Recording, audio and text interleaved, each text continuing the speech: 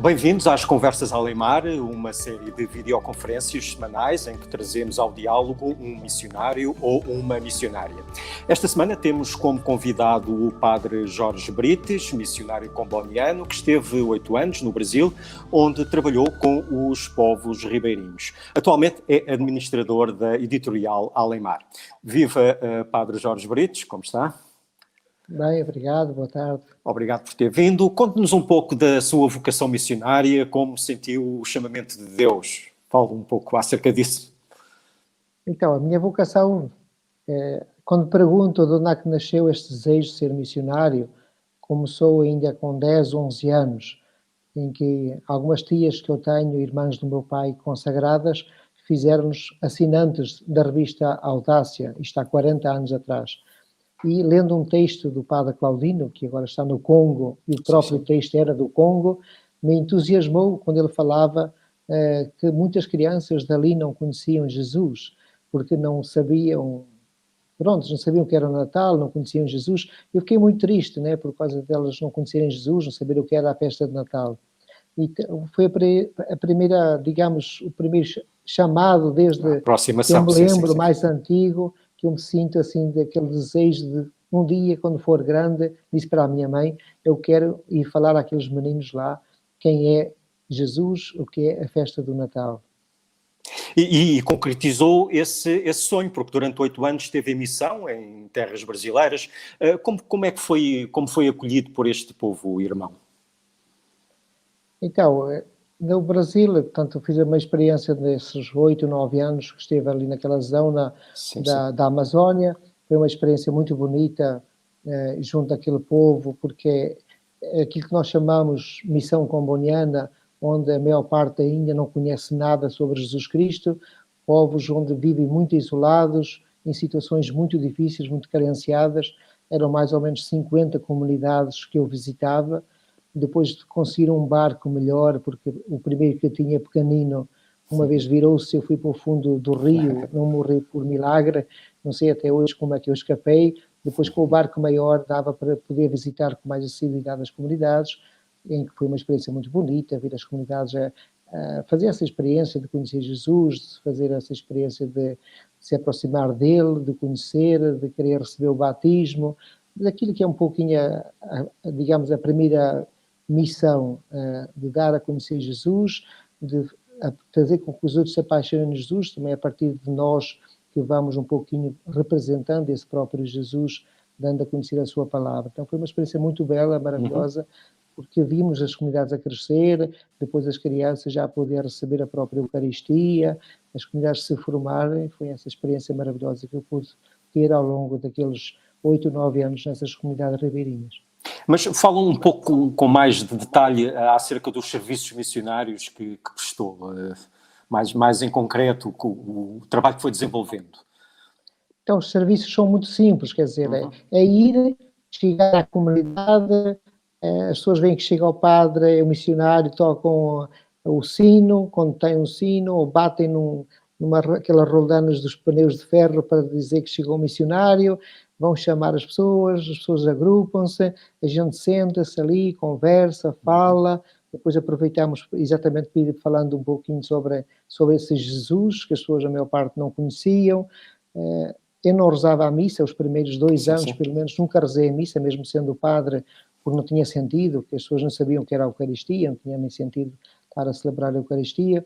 Então, quer dizer, fazer aquela caminhada de catequese, de estar presente, fazer causa comum. Muitas vezes ia para a pesca com os pescadores, porque ali tudo é pescador, à beira dos rios, os ribeirinhos vivem só da pesca, então estava com eles, principalmente com os homens, que são situações sempre muito delicadas também, devido ao álcool e tantas outras situações.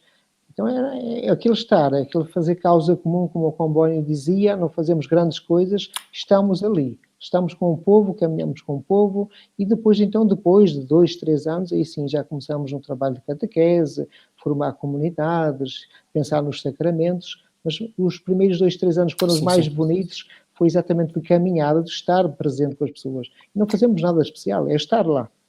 Mas depois dessa dificuldade inicial, conseguiu, portanto, concretizar trabalho concreto, um serviço pleno, digamos assim. Sim, depois desses 2, 3 anos em que as pessoas já começam a ter noção do que é o batismo, em que a gente propõe, mas normalmente a gente sempre diz: primeiro formamos, ensinamos e depois as pessoas já que devem ser elas próprias a tomar a iniciativa de pedir esse batismo, querem se tornar cristãos. Então a gente deixa sempre esse tempo, né? Então começam a nos a pedir, né? Querem ser batizados e depois há alguns que já estão mais maduros também já querem a receber a Eucaristia, querem se confirmar. Alguns casais que estavam juntos há 50, 60 anos, que tinham tetaranetos já, querem também esse sacramento, que já ouviram falar que existe para os casais, então para o matrimónio, que é a coisa natural, mas que lá não é natural, porque não conheciam. E, quer dizer, os objetivos foram atingidos à medida em que tem que se dar tempo ao tempo, né? Depois dessa caminhada assim de vários anos, sim. Depois dos 8, 9 anos que eu estive lá, a gente vê já uma comunidade quase um pouquinho daquilo que a gente está habituado aqui na Europa, com os sacramentos normais que se dão assim às pessoas. Mas esse povo era um povo, uma tribo, talvez, muito, muito especial. Quais eram as características históricas dessa comunidade? Então, ali é uma mistura de várias... tem português ali misturado, né, do século XVI, XVII. Houve ali alguns franciscanos, né, segundo um pouquinho da história que eu conheci e pude ler sobre ali da área, daquela região do sul da Amazónia, alguns franciscanos portugueses que começaram um pouquinho dessa evangelização, que depois abandonaram devido às doenças, porque ali tem muita dengue, que é tipo a malária, muitos morreram ali, então tinha qualquer coisinha já cristã. No último século tinha duas igrejas grandes, com mais ou menos 100 anos, que alguns italianos tentaram também começar ali, porque havia todo um trabalho da borracha, dos sangueiros, que viviam um pouquinho disso, mas também acabou por, a maior parte morreram também devido a essas doenças que são características daquela região ali do sul da Amazónia, devido à dengue principalmente. Então é um povo que vive todo esse dilema, vivia toda essa situação e que não tem um grande passado em termos de vida cristã, não é? Então nós ao começarmos ali foi quase, quando eu comecei ali foi, digamos, quase começar da raiz, devido a todo o passado que tiveram, chamam-lhe os caboclos, né, que é a mistura do português com o índio, porque também tem vários índios misturados com os povos ribeirinhos, embora tenha algumas comunidades mesmo que eram 100% indigenistas, onde eu ia também, algumas já à beira do rio, outras já não à beira do rio, porque as que a gente chama ribeirinho é aqueles que vivem mesmo à beira do rio. Alguns indígenas vivem à beira do rio, outros não. Os ribeirinhos vivem todos à beira do rio. Terminada essa missão de 8 anos, regressa a Portugal e atualmente é administrador da editorial Alemar. Qual é que é o objetivo desse trabalho de animação missionária que está a desenvolver?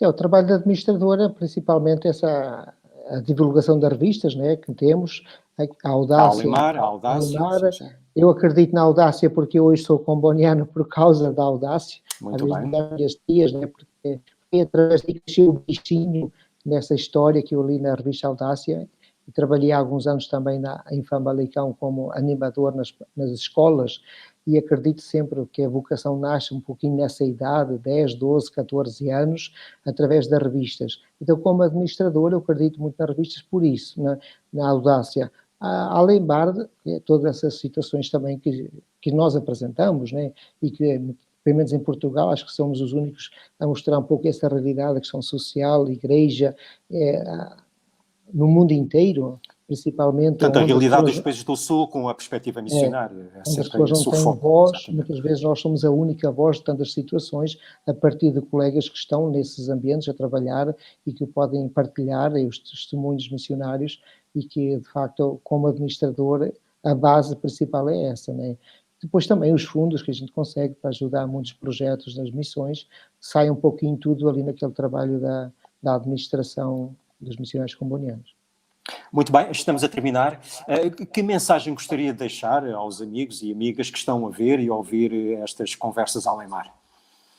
A mensagem de esperança, de confiança, mesmo no tempo de Covid que estamos a viver e que sabemos que todos estamos a viver um tempo bastante difícil, é de sofrimento para todos. Né? Ainda ontem recebemos a notícia de mais 2 colegas, né, que partiram a vida no Uganda, 2 combonianos, no país da África, que acho que foram os primeiros de Covid que faleceram aí, mas pronto, a gente acho que tem que confiar e ter esperança e acreditar que este é uma passagem que, se Deus quiser, vai passar, mesmo que está a ser difícil neste momento, e a nível de vocações, de esperança para continuar este trabalho, de acreditar que vale a pena levar a boa nova, a boa notícia a todos os povos, mesmo que as vocações cada vez mais são mais baixas na Europa. Acho que tem que ser de positivo, tem que ser acreditar que de facto vale a pena levar essa alegria, esse Cristo ressuscitado, para que dê a esperança a todos os povos da terra. Padre Jorge Brites, obrigado pela sua participação, um grande abraço. As Conversas Alemar regressam na próxima semana com um novo convidado. Até lá. Obrigado.